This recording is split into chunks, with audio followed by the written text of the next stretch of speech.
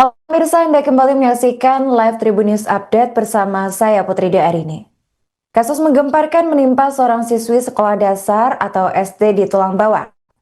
Bocah perempuan inisial ZR 10 tahun tersebut ditemukan tewas di sebuah bedeng di kawasan PT Indo Lampung Perkasa atau ILP, tepatnya pada Minggu 22 Juni 2025 pukul 21 waktu Indonesia Barat. Menurut pengakuan paman korban, Denny Saputra, pada Senin 23 Juni 2025, ZR diduga tewas setelah mengalami ruda paksa oleh pelaku. Pasalnya pada saat penemuan, tubuh korban berada dalam kondisi mengenaskan. Ia ditemukan tanpa busana dengan keadaan mulut yang penuh dengan busa, tubuh membiru serta ada luka di bagian alat vitalnya. Menanggapi kejadian tragis tersebut, pihak kepolisian Download Tribun X sekarang, menghadirkan lokal menjadi Indonesia.